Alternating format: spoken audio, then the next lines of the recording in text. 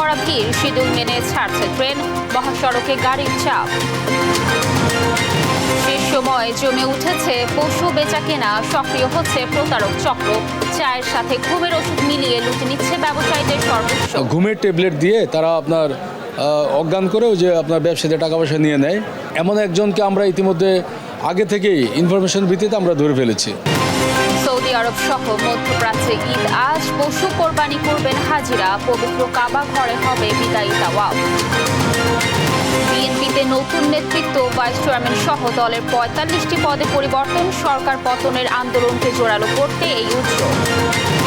এবং আওয়ামী লীগের প্রতিষ্ঠা বার্ষিকীর আগে হচ্ছে না ঢাকা মহানগরের থানা ও ওয়ার্ড কমিটি, বিতর্কিতদের পদ দেওয়ার অভিযোগ।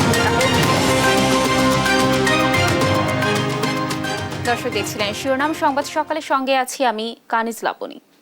দর্শক এবার চলে যাচ্ছি বিস্তারিত সংবাদে। কাল পবিত্র ঈদুল আজহা, প্রিয়জনের সাথে ঈদ উদযাপনে ঢাকা ছাড়ছে বিভিন্ন শ্রেণী পেশার মানুষ। ঈদ যাত্রার শেষ দিনে রাজধানীর কমলাপুর রেল স্টেশনে যাত্রীদের উপচে পড়া ভিড়, ভিতরে জায়গা না পেয়ে ট্রেনের ছাদে উঠছেন যাত্রীরা। তবে সকাল থেকে শিডিউল মেনে স্টেশন ছেড়েছে সব ট্রেন, বাড়তি কোচ যুক্ত করেও সামাল দেয়া যাচ্ছে না যাত্রীর চাপ। টিকিট কেটেও সিট পর্যন্ত যেতে পারছিল না বলে অভিযোগ অনেক যাত্রীর। তবে সময় মতো ট্রেন ছাড়ায় স্বস্তি যাত্রীদের।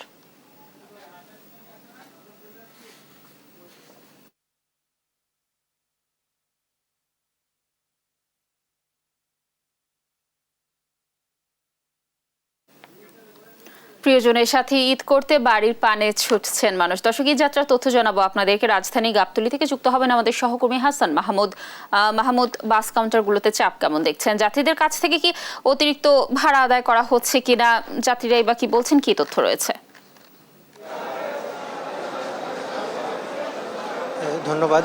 আসলে গাবতলীতে আজকে আমরা সকাল থেকে যেটা দেখতে পাচ্ছি যে অন্যান্য বছর যেরকম যাত্রীর চাপ থাকে সেরকম কিন্তু যাত্রীর চাপটা অনেক বেশি আমরা দেখতে পাচ্ছি না। যদিও গতকালকে রাতে প্রচুর পরিমাণে যাত্রীর চাপ ছিল, আজকে কিন্তু সেটি সকালে অনেকটাই কম দেখা যাচ্ছে। বিশেষ করে উত্তরবঙ্গ যেসব বাসে যাত্রী সেগুলো কিন্তু অনেকটাই কম দেখা যাচ্ছে, এবং রেগুলার যেসব অর্থাৎ পরিচিত পরিবহন হানিফ, শ্যামলী বা অন্যান্য যেসব বড় পরিবহন সেগুলোতে কিন্তু নির্ধারিত আসন সংখ্যা সেগুলো কিন্তু আগে বিক্রি হয়ে গেছে, এবং এর বাইরে যেসব লোকাল বাস এখান থেকে ছেড়ে যায় সেগুলোর যাত্রী কিন্তু এখন মোটামুটি পাওয়া যাচ্ছে। তবে কিছু কিছু জায়গায় আসলে অতিরিক্ত ভাড়া আদায়ের যে অভিযোগ সেটি কিন্তু এবারও দেখা যাচ্ছে। তবে যাত্রীর চাপ যেহেতু অনেকটাই কম সকাল থেকে, সে কারণে কিন্তু খুব বেশি পরিমাণে যে ভাড়া আদায় করা সেই প্রবণতা কিন্তু অনেকটাই পারছেন না এখানকার যারা কাউন্টার মালিক রয়েছেন, তারা কিন্তু সেরকম পারছেন না। তবে যাত্রীর চাপ অন্য বছর তুলনায় আমরা সকালবেলা দেখতাম যে গত রাতে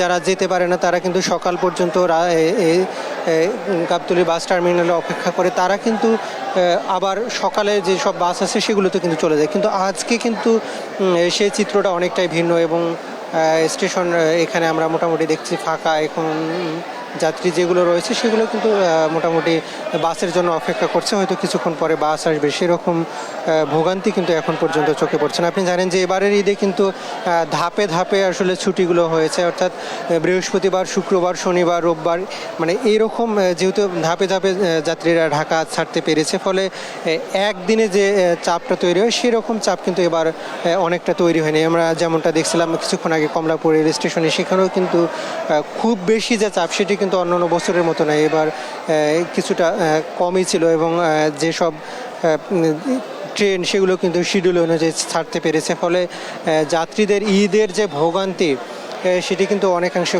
কমে গিয়েছে, আমরা এতটুকু জানতে পেরেছি। আমরা দু একজন কাউন্টার মালিকের সঙ্গে যদি কথা বলবার চেষ্টা করি যে আসলে এবারে কি অবস্থা যাত্রী পরিবহনের, তারা যেটি বলছিলেন আমাদেরকে যে খুব বেশি আসলে যাত্রী তারা পাচ্ছেন না, এবং বিশেষ করে দক্ষিণবঙ্গ যেসব গামী সেগুলোতে কিন্তু খুব বেশি আসলে যাত্রী পাচ্ছেন না। আমরা একটু আপনাদের সঙ্গে একটু কথা বলতে চাই। এক্সকিউজ মি,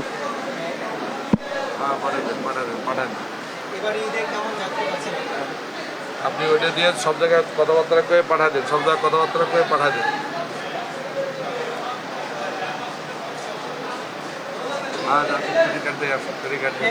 একটু কথা বলা যাবে আপনার সাথে?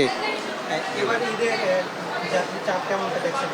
ঈদের যাত্রী চাপ তো আমাদের এই গাবতলীমুখী কমে গেছে, আমাদের দক্ষিণবঙ্গের চাপটা চলে গেছে সায়দাবাদ, ঠিক আছে। তাও যা আছে মোটামুটি হালকা পাতলার মধ্যে, খারাপ না, ভালোই আছে।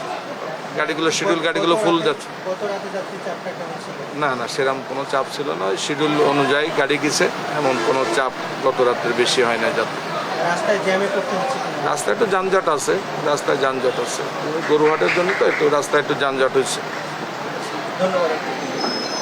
লাবণী, আপনি যেমনটা শুনছিলেন যে আসলে যাত্রী চাপ অন্যান্য বছরের তুলনায় গাবতলী যে বাস টার্মিনাল সেখানে কিন্তু অনেকটাই কম, এবং যারা বাস মালিক তারা বলছেন যে শিডিউল অনুযায়ী তারা সব বাস এখান থেকে ছেড়ে যেতে পেরেছে, যদিও রাস্তায় আসলে গরুর হাটের কারণে কিছুটা যানজট ফলে কিছুটা শিডিউল দেরি হয়েছে, তবে খুব বেশি বিপর্যয় আসলে এবার তৈরি হয়নি। তো এই ছিল আমার কাছে এখান থেকে সবশেষ পরিস্থিতি।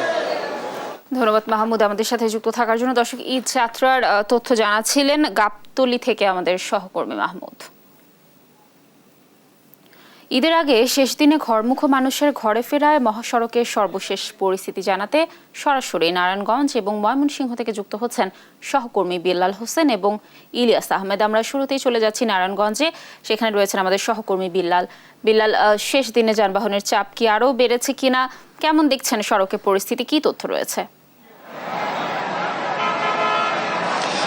লাবণী, আজও সকাল থেকে কিন্তু রাজধানী ছেড়ে দক্ষিণ পূর্ব অঞ্চলের দিকে মানুষ কিন্তু রওনা হচ্ছেন। আমরা এই ঢাকা চট্টগ্রাম মহাসড়কের সাইনবোর্ড থেকে মেঘনা টোল প্লাজা পর্যন্ত যে বাস কাউন্টারগুলো রয়েছে সড়কের পাশে, সেগুলোতে আমরা আজকে দেখেছি মানুষ একেবারে ভোর থেকে কিন্তু বাড়ির পথে রওনা হচ্ছেন, অর্থাৎ সবাই চান বিকেলের আগে যাতে বাড়িতে পৌঁছানো, এমনটাই কিন্তু আসলে চান। এই জন্য ভোর থেকেই এই মহাসড়কে মানুষের চাপ কিন্তু লক্ষ্য করা গেছে। তবে গত দুদিনের তুলনায় মানুষের সংখ্যা কিন্তু আজকে মহাসড়ক অনেক কম, ফলে যানবাহনের চাপও কিন্তু আগের তুলনায় অনেকটা কমেছে। আর ঢাকা সিলেট মহাসড়কে আজকে কিন্তু গত কয়েকদিনের তুলনায় একেবারে স্বাভাবিকভাবে যানবাহনগুলো চলাচল করছে। এই সড়কটিতে গত কয়েকদিন যানবাহনের কিন্তু বিপুল চাপ ছিল এবং প্রায় কিন্তু যানজট সৃষ্টি হয়েছে। তবে আজকে সকাল থেকে কিন্তু মহাসড়কে একেবারে স্বাভাবিকভাবে দুটি মহাসড়কে মানুষ কিন্তু বাড়ির পথে রওনা হচ্ছে। আমরা ঢাকা চট্টগ্রাম মহাসড়কের চিত্র একটু দেখানোর চেষ্টা করছি। মানুষ আজও অপেক্ষায় আছে, তাদের যে গাড়ি সেটি কিন্তু নির্ধারিত সময়ে আজকেও আসেনি, অর্থাৎ গত দুদিন তিন দিন একই পরিস্থিতি কিন্তু এই মহাসড়কে ছিল। গত দুদিন তিন দিন বাড়তি ভাড়া থাকলেও আজকে কিন্তু ভাড়া নিয়ে আসলে যাত্রীদের তেমন অভিযোগ আমরা আজকে পাইনি। তবে যানবাহনগুলো আজকেও ঠিক নির্ধারিত সময়ে আসেনি, ফলে মানুষ কিন্তু পরিবার পরিজন নিয়ে এই মহাসড়কের পাশে বসে অবস্থান করছেন আসলে কখন তাদের যানবাহনটি ফিরে আসবে এবং তারা কিন্তু বাড়ির পথে রওনা হবেন। তো আসলে আগামীকাল ঈদ এবং এখন কিন্তু রাজধানী থেকে ছেড়ে একেবারে শেষ সময় যারা বাড়ির উদ্দেশ্যে রওনা হচ্ছেন তারাই কিন্তু মহাসড়কে নেমে এসেছেন এবং পরিবার পরিজন নিয়ে ঈদ করতে বাড়ি ফিরে যাচ্ছেন। দুটি মহাসড়ক নিয়ে আমার কাছে এই মুহূর্তের পরিস্থিতি। আমরা এখন যাব ময়মনসিংহে, সেখানকার পরিস্থিতি জানতে সহকর্মী ইলিয়াসের কাছে। ইলিয়াস। নারীর টানে বাড়ি ফিরছে মানুষ, অর্থাৎ কিছুটা ভোগান্তির মধ্য দিয়েও কিন্তু আমরা দেখেছি মানুষ বাড়ি ফিরছেন এবং তাদের চোখে মুখে যে আনন্দ উচ্ছ্বাস সেটি কিন্তু আমরা লক্ষ্য করেছি। অর্থাৎ আমি এখন রয়েছি ময়মনসিংহ নগরীর ব্রিজ মোড়ে রয়েছি, সেখানে কিন্তু সকাল থেকেই কিছুটা যানজট সৃষ্টি হয়েছে। অর্থাৎ এই ব্রিজ মোড় থেকে বাইপাস পর্যন্ত এবং ব্রিজ মোড় থেকে সৌম্যগঞ্জ পর্যন্ত দীর্ঘ 5 কিলোমিটারে কিন্তু থেমে থেমে গাড়ি চলছে। অর্থাৎ যাত্রীরা বলছেন যে তারা ভোগান্তির মধ্য দিয়েই কিন্তু বাড়ি ফিরছেন।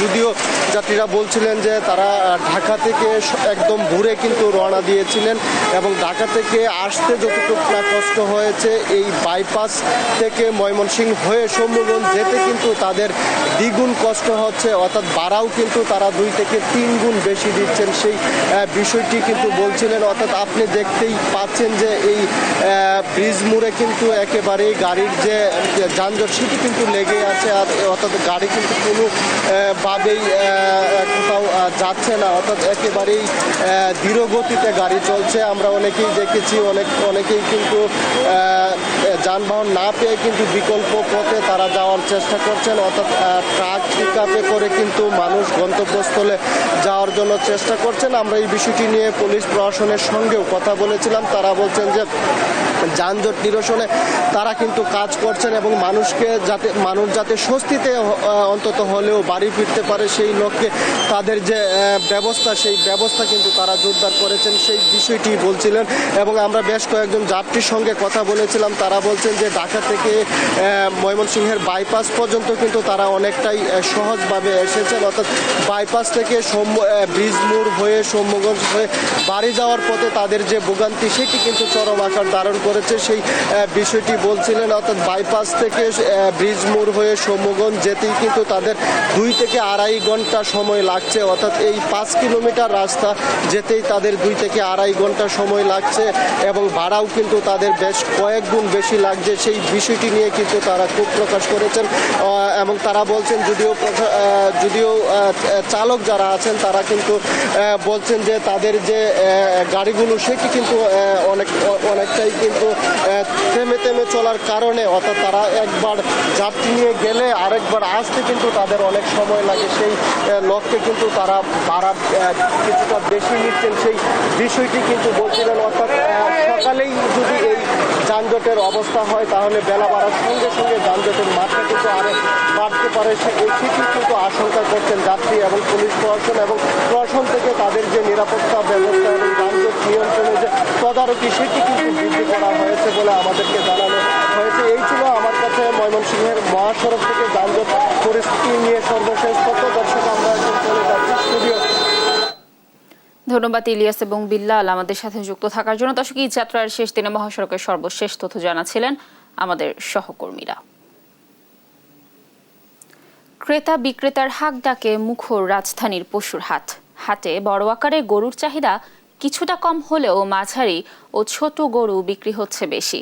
তবে খাদ্যের দাম ও আনুষঙ্গিক ব্যয় মিলিয়ে এবার বড় গরুতে লোকসানের আশঙ্কায় ব্যাপারীরা। হাসান মাহমুদের রিপোর্ট, জানাচ্ছেন নাফিয়া ফারজানা। আমার ফিরে আইছি আরো 5,000 বাড়া দিব বুঝপান না গেলাম গা আপনি 70 নিছেন আর আমি 5,000 কমাই দিলাম, 70,000 টাকা নিন আমি দিলাম। ক্রেতা বিক্রেতার এ দর কষাকষি রাজধানীর তেজগাঁও গরুর হাটে। তবে সহজেই হিসাব মিলছে না কারোরই। দাম তো এখনো ছাড়তেছে না পাইকাররা। জায়গাটা আমি বেশ চাই কিন্তু করা দাম করে 1.5 লাখ আগাই না জায়গা। হাটে তুলনামূলক ছোট গরুর চাহিদা বেশি, তাই বড় গরুর ব্যাপারীদের কথায় হতাশার ছাপ। আমরা চাইতেছি কিন্তু আমরা সেরকম আমার মন মতো হইতেছে না। আমার খাতিরে ধরেন যে গরুটা 5 আশা করেছিলাম, 4.5 দাম উঠেছিল, কিন্তু এখন বলতেছে 4। আমাদের এক্সপেকটেশন ছিল যে গরুটা হয়তো 5 লাখ বা 5.5 লাখ বিক্রি হবে, এখন 3 লাখ, 3.5 লাখ, 4 লাখের বেশি দাম হচ্ছে না। ক্রেতা বিক্রেতা এবং গরুর নিরাপত্তার সব ব্যবস্থা নেওয়ার কথা জানান ইজারাদাররা। আমাদের ভলেন্টিয়ার আছে মাঠে পর্যাপ্ত পরিমাণ, কোনো রকম আমরা বারবার মাইকে অ্যানাউন্স করি কারো দেওয়া কোনো খাবার জন্য ওনারা না খায় এই দিকে। এবং পুলিশ বাহিনীর পক্ষ থেকে ওনারা ওয়াচ টাওয়ার আছে, ওয়াচ টাওয়ারে সারাক্ষণ পর্যবেক্ষণ করতেছে এবং ড্রোন ক্যামেরার মাধ্যমে সবচেয়ে পুরা সিসি ক্যামেরার দ্বারা ওনারা এটা পর্যবেক্ষণ করতেছে। রাজধানীর সবচেয়ে বড় গরুর হাট গাবতলীতেও বড় গরুর চাহিদা তুলনামূলক কম বলে জানান ব্যাপারীরা, ফলে লোকসান আশঙ্কা করছেন তারা। যে খরচ হয় তাতে গরুতে লস হবে, অর্ধেক লস হবে।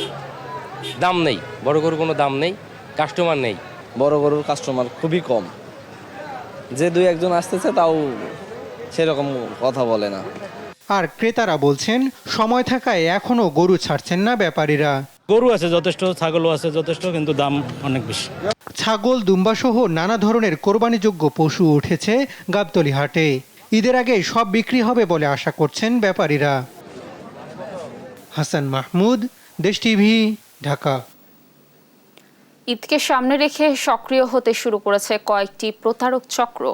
চায়ের সাথে ঘুমের ওষুধ মিলিয়ে লুটে নিচ্ছেন ব্যবসায়ীদের সর্বস্ব। এরই মধ্যে এসব চক্রের সদস্যদের গ্রেফতার সহ ব্যবস্থা নিতে শুরু করেছে আইন শৃঙ্খলা রক্ষাকারী বাহিনী। আলিমুজ্জামান সাফওয়ানের রিপোর্ট। দরজায় কড়া নাড়ছে পবিত্র ঈদুল আজহা। ঈদকে সামনে রেখে একদিকে যেমন জমে উঠেছে বেচাকেনা, অন্যদিকে সক্রিয় হতে শুরু করেছে প্রতারক চক্রের সদস্যরা। নানা কৌশলে ব্যাপারীদের সঙ্গে প্রতারণা করছে তারা। এক্ষেত্রে তাদের টার্গেট নগদ টাকা লুটে নেওয়া। এ নিয়ে দেশ টিভির সঙ্গে কথা বলেন রমনাজনের ডিসি। চায়ের সাথে তারা কিছু ঘুমের ট্যাবলেট দিয়ে তারা আপনার অজ্ঞান করেও যে আপনার ব্যবসাতে টাকা পয়সা নিয়ে নেয়। এমন একজনকে আমরা ইতিমধ্যে আগে থেকেই ইনফরমেশন ভিত্তিতে আমরা ধরে ফেলেছি এবং সে স্বীকার করেছে তার কাছ থেকে আমরা কিছু ল্যাপটিক বা ওই যে ঘুমের যে ওষুধগুলি এবং চায়ের যেগুলিতে চা বিক্রি করে এগুলো আমরা জব্দ করেছি। এছাড়াও বড় টাকার বান্ডেলের সঙ্গে মিলিয়ে দেওয়া হচ্ছে ছোট টাকার নোট। এতে নিজের অজান্তেই বড় ক্ষতির মুখে পড়ছেন ব্যবসায়ীরা।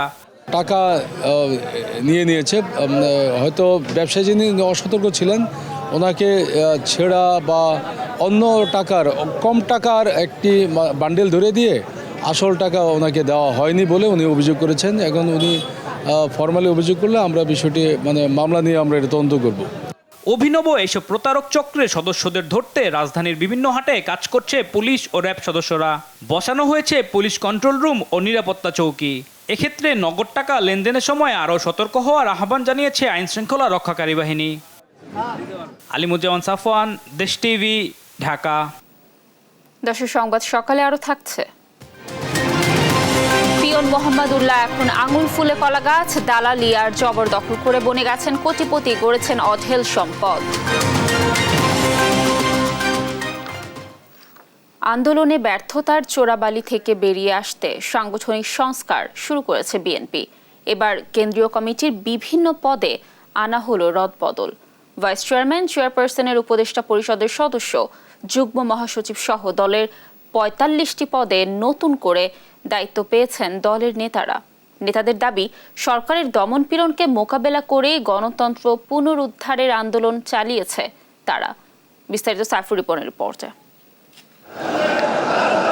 দ্বাদশ জাতীয় সংসদ নির্বাচন ঘিরে সরকার পতনের এক দফা আন্দোলনের ব্যর্থতায় বিএনপির দায়িত্বপ্রাপ্ত ও গুরুত্বপূর্ণ অনেক নেতার ভূমিকা নিয়ে অনেকদিন ধরেই চলছে আলোচনা সমালোচনা। আন্দোলনের ফসল ঘরে তুলতে ফের প্রস্তুতি নিতে ভেতর বাহির সব দিক থেকেই দাবি উঠছিল দল পুনর্গঠনের। এমন প্রেক্ষাপটে দলের সিনিয়র যুগ্ম মহাসচিব রুহুল কবির রিজভী স্বাক্ষরিত প্রেস বিজ্ঞপ্তির মধ্য দিয়ে দলটির ৪৫ নেতাকে নতুন পদে পদায়ন দিয়েছে বিএনপির হাইকমান্ড, যার মধ্যে রয়েছেন ভাইস চেয়ারম্যান ১ জন, উপদেষ্টা পদে ১১, যুগ্ম মহাসচিব ৩, সাংগঠনিক সম্পাদক ৪, সম্পাদক ৩, সহ সাংগঠনিক সম্পাদক ৯ ও জাতীয় নির্বাহী কমিটির সদস্য হিসেবে ১৪ জন। সামনের আন্দোলন সংগ্রামে আরো জোরালো ভূমিকা রাখার প্রত্যয় জানিয়েছেন নতুন দায়িত্বপ্রাপ্ত নেতারা। আমরা সকলেই আপনার চেষ্টা করব যাতে আমাদের উপকল্পিত দায়িত্বগুলো আমরা সঠিকভাবে পালন করতে পারি এবং দেশ ও দেশের মানুষের অধিকার আদায়ের আন্দোলনে আমাদের প্রাণপ্রিয় নেতা দেশ নায়ক তারেক রহমানের যে কমিটমেন্ট, সেই কমিটমেন্ট যেন আমরা সফল হতে পারি। যুগ্ম মহাসচিব থেকে উপদেষ্টার দায়িত্ব পাওয়া ব্যারিস্টার মাহবুব উদ্দিন খোকনের অভিযোগ, হাইকমান্ড দেশব্যাপী দলের নেতাকর্মীদের মূল্যায়ন করতে চাইলেও সরকারের বাধায় তা সম্ভব হচ্ছে না। কেন্দ্রীয় সম্মান করতে হবে, জেলা পর্যায়ে সম্মান করতে হবে, থানা পর্যায়ে সম্মান করতে হবে, সেগুলো বিভিন্ন কারণ করা যাচ্ছে না। সব জায়গায় সরকার বাধা দিচ্ছে বা পুলিশ বাধা দিচ্ছে এবং এসব কারণে সরকার আসলে তো এজ এ দল হিসাবে বিএনপির বিরুদ্ধে আছে। তারা দেশের জন্য যত সরকার দেশ পরিচালনে তত সময় নষ্ট করে, তার থেকে সময় নষ্ট করে দেখো খালেদের বিরুদ্ধে, তার কারণের বিরুদ্ধে প্রতিহিংসা রাজনীতি করতে। সরকার পতনের আন্দোলনকে এগিয়ে নিতে নতুন নেতৃত্ব জোরালো ভূমিকা রাখবে বলেও প্রত্যাশা তার। এখন তো ক্ষেত্র প্রস্তুত আছে, জনগণ সরকারের বিরুদ্ধে অবস্থান আছে। শুধু আমি আশা করি নতুন নেত্রী যারা আছেন বা আগে যারা আছেন অভিজ্ঞ নেতৃত্ব সব মিলে একত্রে কাজ করলে এই সরকারকে যে কোনো সময় আমরা ওই সরকার যদি জনসমর্থন নাই, মূল ভিত্তি নেই, সরকারের যে কোনো বিদায় দিতে পারবো। দলের কেন্দ্রীয় পর্যায়ে রদবদল ছাড়াও মহানগর সহ দেশব্যাপী বিভিন্ন ইউনিট কমিটি ও সহযোগী অঙ্গ সংগঠন পুনর্গঠনে জোর দিয়েছে বিএনপির হাইকমান্ড। সাইফুল রিপন, দেশ টিভি, ঢাকা। ঈদ এবং আওয়ামী লীগের ৭৫তম প্রতিষ্ঠা বার্ষিকীর আগে হচ্ছে না ঢাকা মহানগর উত্তর ও দক্ষিণের থানা ও ওয়ার্ড কমিটি। উত্তর আওয়ামী লীগ কমিটি জমা দিলেও এখনও কালক্ষেপণ করছে দক্ষিণ আওয়ামী লীগ। রয়েছে বিতর্কিতদের পদ দেওয়ার অভিযোগ। দায়িত্বপ্রাপ্ত নেতারা বলছেন, ক্রস চেক করে বিতর্কিতদের বাদ দিয়েই ঘোষণা করা হবে কমিটি। তৌফিক মাহমুদ মুন্নার রিপোর্ট। ঢাকা মহানগর উত্তর দক্ষিণ আওয়ামী লীগের সর্বশেষ সম্মেলন হয় 2019 সালের 30 নভেম্বর। ওই দিন উভয় শাখার সভাপতি ও সাধারণ সম্পাদকের নাম ঘোষণা করা হয়। বর্তমান কমিটির মেয়াদ শেষ হয় 2022 সালের নভেম্বরে, কিন্তু এখনো চলছে সেই মেয়াদ উত্তীর্ণ কমিটি। কেন্দ্র থেকে বারবার তাগিদ দেওয়ার পরেও অজানা কারণে হচ্ছে না থানা ও ওয়ার্ড কমিটি। 2 ইউনিটের বিরুদ্ধে রয়েছে কমিটি বাণিজ্যের ব্যাপক অভিযোগ। বিতর্কিতদের পদ দেওয়া হচ্ছে কমিটিতে, এমন অভিযোগও রয়েছে। উত্তর আওয়ামী লীগ কমিটি জমা দিলেও এখনো জমা দেয়নি দক্ষিণের তালিকা। 2 ইউনিটের নেতারা বলছেন বিতর্কিত কেউ থাকলে বাদ যাবে। যদি আমি আল্লাহর কাছে বলি, আল্লাহ 71 জন ফেরেশতা আমাকে একটু হাওলাত দেন, আমি তাদের দিয়ে একটা কমিটি করব। তারপরে কমিটি করে যদি পাবলিশ করি, হয়তো আপনারাই একদিন পরে পত্রিকায় লিখবেন বা বিভিন্নভাবে বলবেন যে এর মধ্যে 10 জন শয়তান আছে। তো আসলে এটাই হয়, কোনো দিনই কোনোটা বিতর্কের ঊর্ধ্বে যায় না। তবে আমরা অনেক সচেতনভাবেই এবার কমিটি জমা দিয়েছি, যাতে বিতর্কিতরা না আসে। আমরা প্রাণপণ চেষ্টা করব ভালো জনপ্রিয় ত্যাগী নেতাদের রাখার জন্য।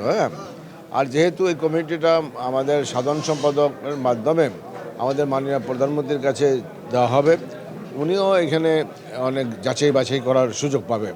কাজে ওখানে ফাইনালি যাচাই বাছাই হওয়ার পরে এই কমিটি অনুমোদন হবে।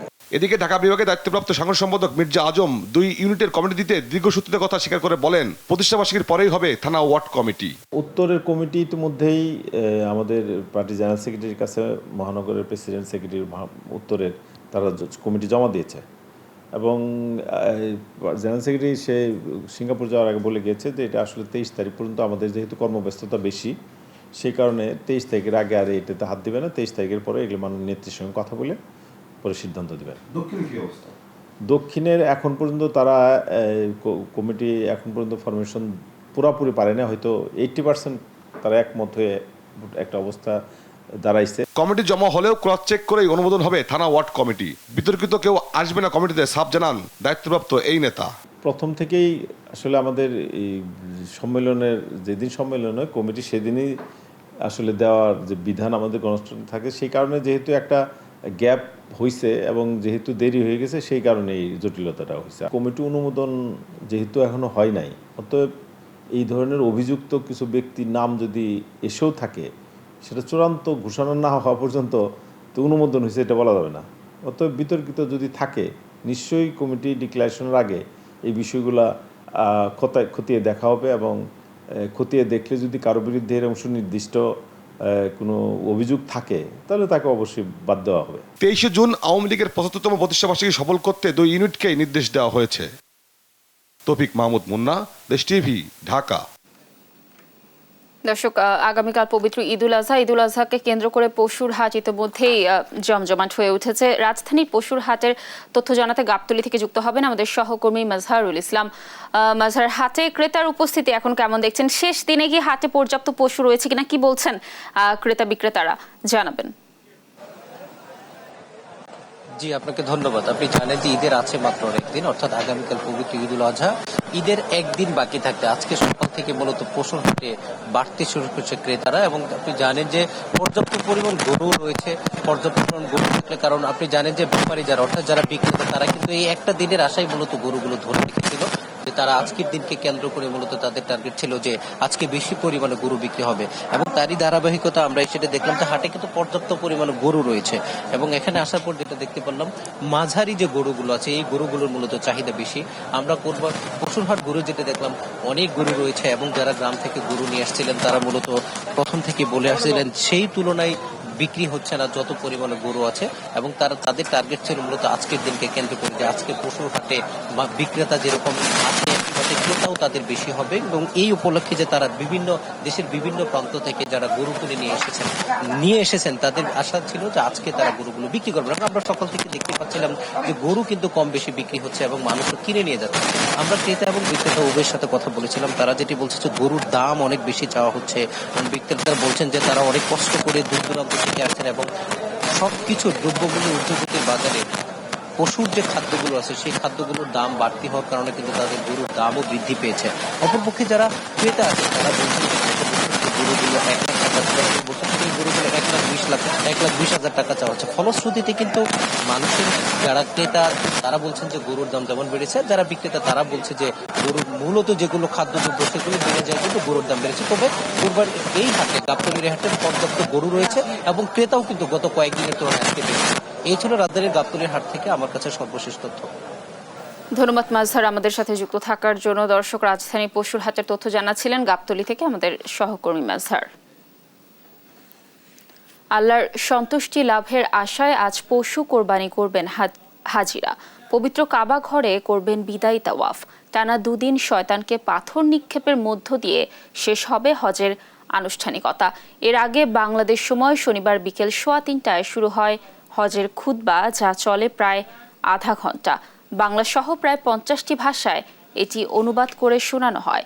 এবারের হজে মক্কার অদূরে আরাফাতের প্রান্তরে সমবেত হন প্রায় 20 লাখ ধর্মপ্রাণ মুসল্লি। তাদের উদ্দেশ্যে হজের খুতবা পাঠ করেন মসজিদুল হারামের ইমাম ও খতিব ডক্টর শেখ মাহের বিন হামাদ। খুতবায় মুসলিম উম্মার কল্যাণ ও সমৃদ্ধি কামনা সহ নির্যাতিত ফিলিস্তিনিদের জন্য বিশেষভাবে দোয়া করা হয়। এবছর মুসল্লিদের সুবিধার্থে রাখা হয়েছে পানির ব্যবস্থা। যে কোনো পরিস্থিতি মোকাবেলায় নজিরবিহীন নিরাপত্তা ব্যবস্থা মোতায়েন করেছে সৌদি সরকার।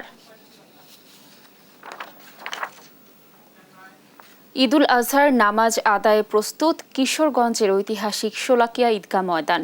এবার এই ঈদগাহ ময়দানে 3 লাখের বেশি মুসল্লি আদায় করবেন ঈদের নামাজ। সেই লক্ষ্যে নিরাপত্তা নিশ্চিতে রাখা হয়েছে 2 প্লাটুন বিজিবি সহ 4 স্তরের নিরাপত্তা। সহকর্মী টিটু দাসের তথ্যচিত্রে টুম্পা ফ্রোজের ডেস্ক রিপোর্ট। 12 ভূঁইয়াদের অন্যতম প্রতাপশালী ইশাখার 16তম বংশধর দেওয়ান মান্নান দাঁত খাঁ 1950 সালে শোলাকিয়া ঈদগাহটি ওয়াকফ করেন। তারও 200 বছর আগে থেকে শোলাকিয়া মাঠে ঈদের জামাত অনুষ্ঠিত হয়ে আসছে বলে উল্লেখ আছে ওই ওয়াকফ দলিলে। 1828 সালে ঈদুল ফিতরের বড় জামাতে এ মাঠে প্রথম 1,25,000 মুসল্লি একসঙ্গে ঈদের নামাজ আদায় করেন। সেই থেকে এ মাঠের নাম হয় শোয়ালাখিয়া, যা এখন শোলাকিয়া নামে পরিচিত। তারপর থেকে প্রতি বছর শোলাকিয়া ঈদগাহে ঈদ জামাত অনুষ্ঠিত হয়ে আসছে। কিন্তু করোনা মহামারীতে 2 বছর ঈদের জামাত না হলেও গত ঈদুল ফিতরে এ ঈদগাহে নামাজ আদায় করেন প্রায় 3.5 লাখ মুসল্লি। এরই মধ্যে সম্পন্ন হয়েছে ঈদুল আজহার সব প্রস্তুতি। সকাল 10টায় শুরু হবে ঈদের জামাত। লাখো মুসল্লির সাথে নামাজ আদায় করতে পারবেন বলে আনন্দিত স্থানীয়রা। যেহেতু বেশি মানুষের সমাগম, সেই হিসেবে আমরা এখানে আমরা আশা করি যে আমাদের নামাজটা কবুল হবে। প্রতি বছর সারা দেশ থেকে লক্ষ লক্ষ মুসল্লি এখানে নামাজ পড়তে আসেন, সেটা একটা বিরাট অন্য ধরনের ভালো লাগার অনুভূতি। নিরাপত্তা নিশ্চিতে মাঠে কাজ করবে পুলিশ, র্যাব ও বিজিবি। নামাজ আদায় করেন তারা যাতে এখানে এসে আবার নির্বিঘ্নে নিরাপদে তার বাড়ি ফিরতে পারেন, সেই প্ল্যান আমাদের রয়েছে। বাইনোকুলার দিয়ে আমাদের অস্ত্র থেকে চারপাশ দেখা হবে, স্নাইপার এক্সপার্ট তাদেরকে ব্যবহার করে আমরা সার্বিক নিরাপত্তায় মাঠের আশপাশের নিরাপত্তা নিশ্চিত করব। মুসল্লিদের জন্য প্রাথমিক চিকিৎসা এবং যাতায়াতের জন্য স্পেশাল 2টি ট্রেনের ব্যবস্থা করা হয়েছে বলে জানান জেলা প্রশাসক। শারীরিক কোনো সমস্যা হয় এখানে মেডিকেল ক্যাম্প থাকবে, কয়েকটা অ্যাম্বুলেন্স স্ট্যান্ড বাই থাকবে, আর ফায়ার সার্ভিসের লোকজন এখানে কাজ করবে। 2টা ট্রেন, বিশেষ ট্রেন আমাদের কিশোরগঞ্জের উদ্দেশ্যে আসবে। এবার 197তম ঈদ জামাতের ইমামতি করবেন মাওলানা হিফজুর রহমান খান। নিউজ ডেস্ক, দেশ টিভি। পবিত্র ঈদুল আজহা উদযাপন করতে সবাই যখন গ্রামে, তখন জীবিকার প্রয়োজনে কেউ কেউ রয়ে যান এই শহরে। অন্যের টাকা পাহারা দিতে এটিএম বুথের নিরাপত্তা কর্মীদের এই জীবন সংগ্রাম। রাত জেগে জীবনের ঝুঁকি নিয়ে কাজ করতে হয় তাদের। আরও জানাচ্ছেন এনআই নাহিদ। ঈদ মানে আনন্দ, ঈদ মানে খুশি। এ আনন্দের অন্যতম অংশীদার পরিবারের সদস্যরা। তবে এ সুযোগ অনেকেরই আসে না। নগরের অন্যান্যরা যখন গ্রামে ছুটে যান, তখনও এ শহরে থাকতে হয় বিভিন্ন পেশাজীবীদের। তাদের অন্যতম এটিএম বুথের নিরাপত্তা কর্মী। আপনার অর্থের পাহারা দিতেই তাদের ঈদটা কাটে এই বুথের পাশেই। ফাঁকা ঢাকায় এটিএম বুথের নিরাপত্তা কর্মীদের জীবন বাজি রেখে দায়িত্ব পালন করতে হয়। এমনকি প্রায় ঈদেই খুন হন নিরাপত্তা কর্মী। এবার ঈদেও গ্রামে যাওয়া হবে না বুথের নিরাপত্তা কর্মী বরিশালের লোকমান ও সিরাজগঞ্জের সোবাহানের। পাওয়া যাবে না পরিবারের সান্নিধ্য। ছুটি পাই না, এই সময় আর কি খারাপ লাগে যে ঈদের সময় বাড়ি যাইতে পারতেছি না, মন মানসিকতা তখন একটু খারাপই হয়। সারা বছর পরে একটা ঈদ আসে, ঈদের সময় আমরা বাড়িতে যাই, বাড়িতে সবাইকে আত্মীয় পরিজন নিয়ে সবাইকে একসাথে ঈদ কাটাই। কিন্তু আমাদের অভাবের সংসার, অভাবের জন্যতে আমরা এখন চাকরি করি। অন্যের গচ্ছিত অর্থের নিরাপত্তা নিশ্চিতে তারা অতন্দ্র প্রহরী। এবার ঈদের ছুটি পাই নাই, ইনশাল্লাহ সুস্থ থাকলে সবাই ভালো থাকলে আবার দেখা হবে, ছুটিতে যাব, সবার সাথে দেখা হবে, মা বাবার সাথে দেখা হবে, তখন আনন্দ করবো ইনশাল্লাহ। বাড়িতে মা আছে, বাবা সিলেট চাকরি করে, বা ঈদে আসবে, বাড়ি আসবে, দেহা সাক্ষাৎ হবে না, বাড়ি যেয়ে দেহা সাক্ষাৎ হবে না। ছুটি নাই, এইটাই হলো বড় বিষয়। এখানেই মানে বাড়ি যাওয়া হইতেছে না, ছুটি থাকলে নিশ্চয়ই বাড়ি যাওয়া হইতো। নিরাপত্তা কর্মীদের এমন আত্মত্যাগে তাদের প্রতি কৃতজ্ঞতা ও ধন্যবাদ জানালেন গ্রাহকরা। পেশাগত দায়িত্ব পালন করতে গেলে অনেক কিছু ত্যাগ করতে হয়, এটাই কাজের ধর্ম অনুযায়ী তাদেরকে করতে হচ্ছে। তবে তাদের জন্য আমার অনেক কৃতজ্ঞতা রইল। তাদের পরিবার পরিজনদের কাছে যেতে পারলে অবশ্যই ভালো লাগতো তাদের, কিন্তু তারা আমাদের অর্থের নিরাপত্তা দেওয়ার জন্য এখানে আছেন। রাত দিন 24 ঘন্টা তারা ডিউটি পালন করতেছেন। তাদের প্রতি আমার কৃতজ্ঞতা, তারা দেশ ও দশের সেবা করে যাচ্ছে নিরলসভাবে। তারা পরিবার পরিজনকে বিসর্জন দিয়ে আসলে এইখানে তারা এত কষ্টের সহিত তারা হচ্ছে যে সবাইকে রেখে ডিউটি করতেছে, এটাই আসলে অনেক। পরিবার পরিজনহীন এই ঈদ উদযাপনে সংশ্লিষ্ট কর্তৃপক্ষ তাদের নিরাপত্তা নিশ্চিতে যথাযথ পদক্ষেপ নেবে, এমনটাই প্রত্যাশা সবার। NI নাহিদ, দেশ টিভি, ঢাকা। দর্শক, সংবাদ সকালে আরো থাকছে। স্কটল্যান্ডের দেয়া 181 রান তাড়া করছে অস্ট্রেলিয়া। নামিবিয়াকে বৃষ্টি আইনে হারিয়ে সুপার 8-এর আশা বাঁচিয়ে রাখল ইংল্যান্ড। সুনামগঞ্জের দোয়ারা বাজার উপজেলায় পাহাড়ি ঢলে প্লাবিত হয়েছে অন্তত 5টি গ্রাম। উজান থেকে নেমে আসা পাহাড়ি ঢলে দোয়ারি বাজারের চেলা চলতি সহ বেশ কয়েকটি নদীর পানি বিপদসীমার উপর দিয়ে প্রবাহিত হচ্ছে। সেই সাথে ঢলের পানিতে প্লাবিত হয়েছে নিম্নাঞ্চলের লক্ষ্মীপুর, নোয়াপাড়া, রসরাই, সুলতানপুর, হাসনবাহার সহ 5টি গ্রাম। এতে ভোগান্তিতে পড়েছেন লক্ষাধিক মানুষ। এদিকে কিছুটা কমেছে জেলার সুরমা নদীর পানি। সকালে সুরমা নদীর পানি বিপদসীমার 30 সেন্টিমিটার নিচ দিয়ে প্রবাহিত হচ্ছে। কয়েক বছর ধরেই ভাঙছে সিরাজগঞ্জের বিভিন্ন উপজেলার যমুনা নদী। ভয়াবহ ভাঙনে সহায় সম্বল হারিয়ে খোলা আকাশের নিচে মানবেতর জীবনযাপন করছেন অনেকেই। তাই ঈদ এলেও আনন্দ আসে না যমুনা তীরের এসব মানুষের মাঝে। তাদের অভিযোগ পাচ্ছেন না কোনো বেসরকারি সহযোগিতাও, সরকারি সহযোগিতাও। সহকর্মী সাইমুদ্দিনের রিপোর্ট, জানাচ্ছেন আপন অপু। যমুনা নদীর ভাঙনে বসতভিটা হারিয়ে এভাবেই খোলা আকাশের নিচে মানবেতর জীবনযাপন করছে কয়েক হাজার পরিবার। সারা দেশ যখন ঈদের খুশিতে মাতোয়ারা, তখন তাদের কপালে চিন্তার ভাঁজ। একসময় বাড়িঘর, ফসলি জমি সব থাকলেও আজ তারা নিঃস্ব। ঈদের আনন্দ ছুঁতে পারছে না তাদের। এই যে কুরবানির একটা ঈদ আসতেছে, মানুষ উৎসাহে আনন্দ করতেছে, আমরা কিছুই পারতেছি না। মানুষের মুখের তোর হা করে টাকা লাগে। নদীতে ভাঙ্গিয়া গেছে, এই যে এক বাঁশতলা ও গাছতলা। ঈদ করবো আমরা কেবা করি, ঈদ নেই আমাদের। নদী ভাঙ্গে, মোটা ভাঙ্গে এসে আমার ঈদ মিদ নাই কি। তারা এমনিতেও পাননি সরকারি কিংবা NGO থেকে কোনো সুযোগ সুবিধা, আর ঈদেও তাদের কাছে পৌঁছায় না কোনো উপহার। সহযোগিতার পাশাপাশি তাদের দাবি ভাঙন রোধে প্রকল্পের কাজ শিগগিরই শেষ করার। ভাঙ্গে হইতে আছি এইটাই, তাছাড়া এখন তো কোনো মেম্বার চেয়ারম্যান একটা কাঠ পর্যন্ত আমাকে দেয় নাই। আশ্বাস দেয় দেন তা কর্ম কোনো কিছুই করতেছে না। সরকারের আমরা কিছু পাই নাই, আর নদীর কাজটা করা খুব দ্রুত দরকার। নদীর কাজটা যদি করলো নি আমরা বাঁচলাম নি। জেলা ত্রাণ ও পুনর্বাসন কর্মকর্তা বলছেন, চাহিদাপত্র পেলে করা হবে সহযোগিতা। আজাদপুরের যে বিষয়টা আপনারা বললেন, নদী ভাঙ্গন হয়েছে, সেই নদী ভাঙ্গনের ফলে যদি কোনো ঘরবাড়ি ক্ষতিগ্রস্ত হয়, অবশ্যই দুর্যোগ ব্যবস্থাপনা ত্রাণ মন্ত্রণালয় এটা পদক্ষেপ গ্রহণ করবে। তবে আমাদের ইউনিয়ন পরিষদ এবং উপজেলা পরিষদ বা উপজেলা নির্বাহী অফিসারের মাধ্যমে আমাদের কাছে চাহিদা আসতে হবে। চাহিদার প্রেক্ষিতে আমরা সেখানে বরাদ্দদার প্রয়োজনীয় ব্যবস্থা গ্রহণ করব। চলমান প্রকল্পের কাজ শেষ হলে নতুন করে আর ভাঙন দেখা দেবে না বলে জানায় পানি উন্নয়ন বোর্ড। চ্যানেলের ঠিক উল্টা পাশে জরুরি ভিত্তিতে আমাদের 900 মিটার ড্রেজিং কাজ অতি সম্প্রতি শেষ হয়েছে। এই ড্রেজিংয়ের মাধ্যমে আমরা চেষ্টা করছি যাতে মূল ব্যাংকে পানির চাপ কমে পানি বিকল্প পথে যেতে পারে এবং পাড়ের উপরে চাপ কমে। নদী ভাঙন বন্ধ হলে আবারও ঈদের আনন্দ ফিরে পেতে পারে ভাঙন কবলিতরা। নিউজ ডেস্ক, দেশ টিভি। পর্যটন সমৃদ্ধ মৌলভীবাজারে চায়ের পাশাপাশি আনারসের খ্যাতিও রয়েছে দেশ জুড়ে। জেলার চাহিদা মিটিয়ে দেশের বিভিন্ন জায়গায় পৌঁছে যায় এই আনারস। এবার বাম্পার ফলন হয়েছে আনারসের, কিন্তু হিমাগার না থাকায় সংরক্ষণের অভাবে ক্ষতিগ্রস্ত হচ্ছেন চাষিরা। সহকর্মী সালে এলাহি কুচির তথ্যচিত্রে ফারিহা ইসলামের ডেস্ক রিপোর্ট।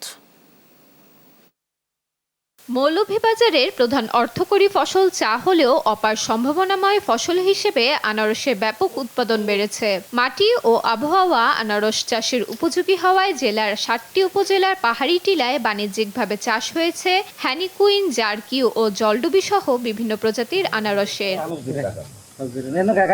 জেলার হাটবাজারগুলো এখন আনারসের মিষ্টি গন্ধে মাতোয়ারা, কিন্তু শঙ্কা প্রকাশ করে বাগান মালিক ও চাষিরা বলছেন সংরক্ষণের অভাবে নষ্ট হচ্ছে তাদের ফসল। ডেলি ৩ থেকে ৪,০০০ আনারস কাটি, বাজার নিলে দাম পায় না। আনারস এমন একটা ফল যা পাকার একসাথে পাইকা যায়, পাকার পরে মনে করেন আমরা কাইটটা নিয়ে ২-১ দিন রাখার মতন না, এটা পচা জায়গা। আনারস সব একলগে পাকি গেছে, পাকি যাওয়ার কারণে আনারসের দাম কমে গেছে। এটা হিমাগর থাকতো, এলা সংগ্রহ করে রাখা হইলে আমরা সারা বছর আনারসগুলো খাইতে পারতাম। দীর্ঘদিনের দাবি সত্ত্বেও জেলায় প্রক্রিয়াজাত শিল্প কোল্ড স্টোরেজ না থাকায় প্রতি বছর লাখ লাখ টাকা লোকসান গুনতে হচ্ছে বাগান মালিকদের। আনারস এক মনের জিনিস, এটা ফসার জিনিস।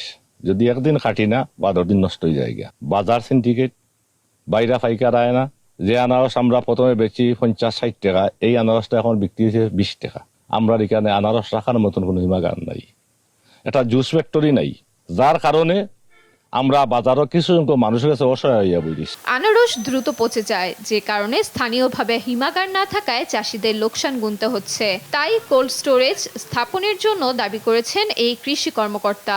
আনারস সংরক্ষণের অভাবে অনেক আনারস নষ্ট হয়ে থাকে, তা আমরা ঊর্ধ্বতন কর্তৃপক্ষের নিকট আনারসের জন্য সংরক্ষণাগার বা কোল্ড স্টোরেজ নির্মাণের জন্য দাবি জানিয়েছি। কৃষি অফিস সূত্রে জানা গেছে, এবছর জেলার প্রায় ১,২১৫ হেক্টর জমিতে আনারসের চাষ হয়েছে।